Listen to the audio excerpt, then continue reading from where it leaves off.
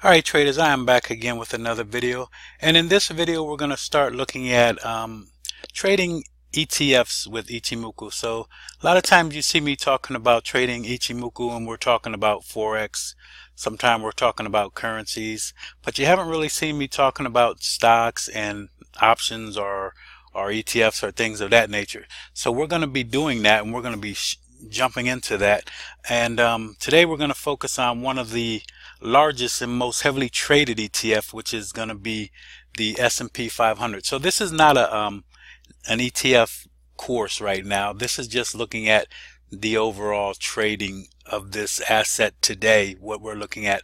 So overall, we are having a course that we will discuss more and help you to understand exactly what an ETF is. So we're not going to be going and talking about stuff as far as AP, which is an authorized participant, or NAV, the net asset value, or IIV for intraday indicative value.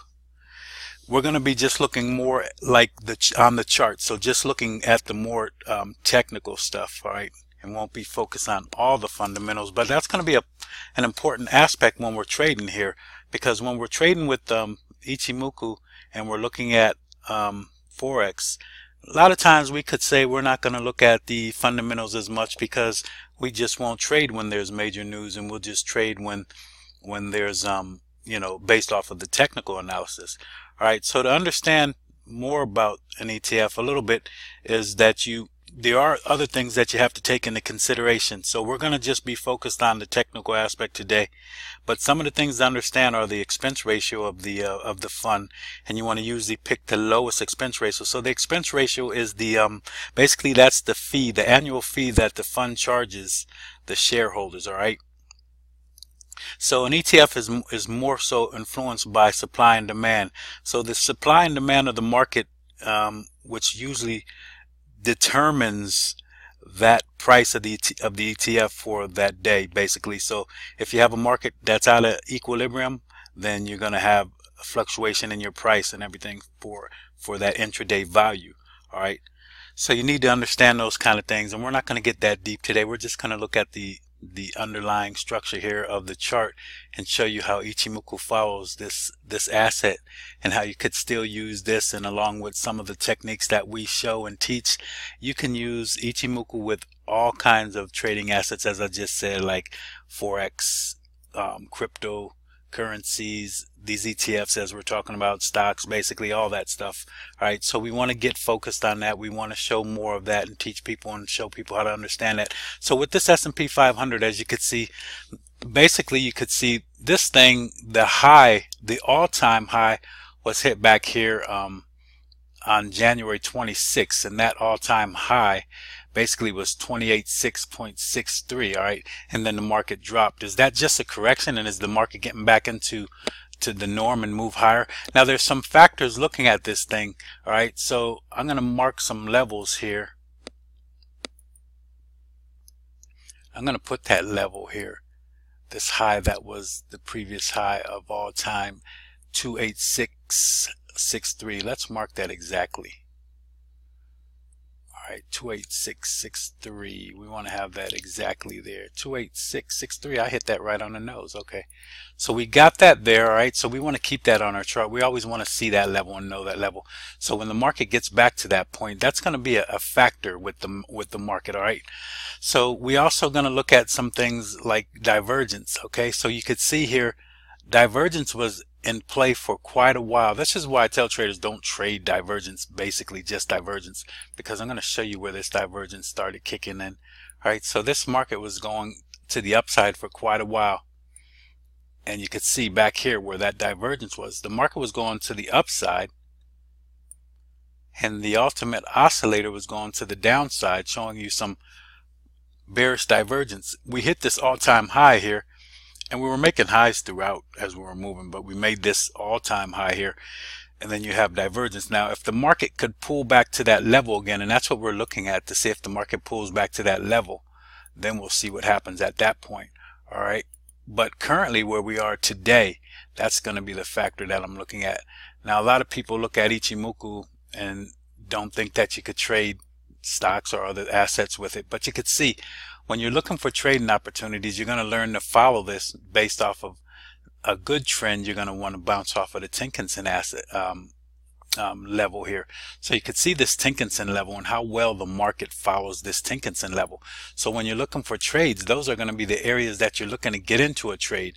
And when the market pulls back to your Kijinsen, so in a strong trend, the market's not breaking down through your Kijinsen level. It even usually doesn't even violate your Tinkinson level, but you could get bounces off of both levels to trade here. Now you could see back here the market really dropped here, and then we had a move to the upside. The market moved higher, violated this Kijinsen level, and then you could see we pulled right back to the Kijinsen level. We found support at that level, and now we had a Kumo breakout basically. Now you broke out here to the downside, but you also wanted to be aware that Chikou span did not violate the cloud, which was an issue for us. Now this breakout would have probably misled you, all right? But here you could see you got a breakout. Now when the market opens, when the next candle opens, I believe that you'll have your crossover here. So you'll have this cross here. And if you want to learn more, so a lot of people that don't ever see me trade ETFs, you want to learn basically how to trade Ichimoku first. Once you understand how to trade Ichimoku, you could implement that with trading your ETF also. All right, so you won't understand all the things I'm talking about right now, but this applies to all markets, basically the same thing we do all the time. So I'm not just talking about, when I tell you these things, I'm not just talking about an ETF here or just Forex or just cryptocurrencies. We're talking about all assets that we can trade, okay? So when we look at this, you have a future. This is your future cloud, and this future is going to be bright once you get a crossover here. So what this is called is a Kumo twist. You get that twist and you get price coming above the cloud. That's a trading signal. But now I also look at fractals. So the market has to violate fractal levels for me. And if the market can't get past this fractal level here, so you can't violate that fractal level, then you won't see the market going any higher. We'll see this thing drop. So that will keep us in line with what you see here. But based off of this level, this is going to be the important level. So we want to see where the market closes tomorrow for an opportunity to trade this to the upside, because I believe we're going to see some more upside movement here. But now I want to look at the higher time frames to really get into this thing. All right, so let's format this. Let's make this red because I like support and resistance levels red. All right, so we have that level. This level we need to really violate to see this thing move to the upside. You're getting ready to get a crossover here. More than likely the market opens. We'll see this market open. Maybe it gaps up above here or whatever. We'll see what it does. That's going to be very important. But let's go to the higher time frame first before we go down. So I like to always look at the daily because I get that daily bias, and then I want to go down to my lower time frame, the 4-hour time frame, and try to trade this, okay? But I'm going to go to the higher time frame to understand some more things about this. So when I look at the higher time frame, right, I don't really see divergence here, which is the monthly, but I do see this candle, which is like a hangman, which signifies we could get a pullback here. So if the market doesn't move higher like we're looking at on that lower daily time frame, I think you're going to see this thing drop for a good distance. You probably get a move that's going to bring it down within probably some levels we could start looking at. Maybe bring it up to this level here. So maybe like 219.34, but the drop could also bring you, now that's the lowest I think you'll see it move down to. I think you'll see it move down to this level here. That would be a big drop here, but you want to watch this Tinkinson level and this flat Kijinsen level. Those are going to be levels where this market could pull down to. Now this market's been in a very good trend to the upside, all right, for quite a while. Okay, so basically this trend started back here 2009, and it's been on a nice move to the upside. There was nothing else that high with this asset, so you reached the all-time high here. All right, and then we want to see what the market's going to do here. So let's go down to a weekly time frame. So with the weekly time frame, when we look at that weekly time frame, I still see a possibility for a move a little bit higher, which would bring us up. I don't think we're going to violate this all-time high. I think we could attack it one more time, but then I think we'll see that drop, as we said. Now that drop, also want to mark some weekly levels, because the market's also liable to just drop that low and then maybe see what happens there. All right, but I'm looking immediately for a move through this point here. That's where we want to see this market move past, because if it moves past this point here, this is where we're looking to get into this asset and trade it to the upside. We're going to look to get back to this point up here near the all-time high at 286.63. all right, but this is the very important level for the next day or so. We want to see 275.32 broken and violated. Now when I go down to my 4-hour time frame and look a little lower, so we could start to see this, and I'm going to pretty much box this market in because I want to see what this market's going to do. This market needs to tell me some things before I could really take a trade on it. Okay, so if I boxed it in here and I get the opportunity for the trade, so let's go back, see what we got. We do have not really a lot of divergence on the 4-hour time frame. We don't really have that. So we want to see this thing violate this box, move to the upside, probably attack this level. Now on the 4-hour we got a flat cloud, that's some resistance to us, right? But we want to see if the market, based off of the daily, now that flat level, let's go back to the 4-hour. That flat level is here, so let's mark it real quick.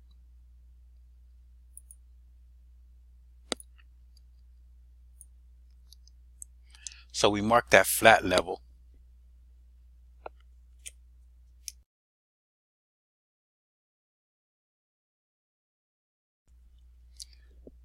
So with that flat cloud level, I want to just look at something on the daily, see where that level is. So yeah, that'll get us through there. That flat level on the 4-hour will be a problem for me if I was just looking at that 4-hour time frame. All right, but I'll look at the daily and get the big picture. So when that close happens, I want to see a close get through these levels. I want to see it move higher than that, because I think that's going to take us up to the all-time high again for almost like what we'll call basically a double top. Pretty much, depending on what the distance is, double tops are determined more by the time it takes to get back to that point. So we want to see the market get through that level.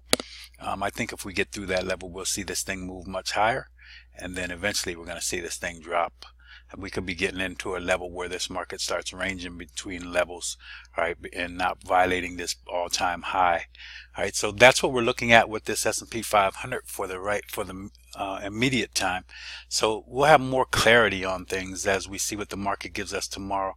Look at these levels. Okay, so these main levels right here, basically at 275.32.